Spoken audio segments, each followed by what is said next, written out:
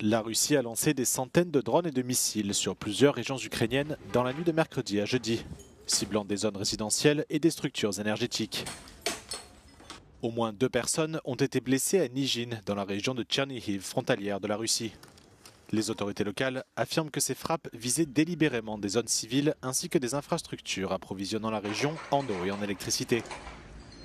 Plus de 135 bombardements ont également été signalés dans l'oblast voisin de Soumy, où au moins 4 personnes ont été blessées.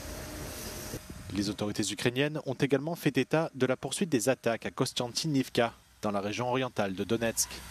La Russie a multiplié les bombardements dans cette zone ces dernières semaines, le Kremlin cherchant à renforcer sa position dans le Donbass, l'une des lignes de front les plus actives depuis le lancement de l'invasion de l'Ukraine en février 2022. Suite à ces nouvelles frappes, Volodymyr Zelensky a dénoncé une stratégie de double terreur, accusant Moscou de cibler délibérément les équipes de secours sur les sites touchés. Le président ukrainien a une fois de plus exhorté ses alliés à accroître la pression sur Vladimir Poutine, affirmant que les sanctions sont le seul langage qui peut atteindre son homologue russe. Dans le même temps, Kiev a annoncé avoir endommagé une raffinerie de pétrole dans la région de Saratov, dans l'ouest de la Russie. Les forces d'opération spéciales du pays se félicitent d'avoir porté un coup majeur au financement de l'invasion russe.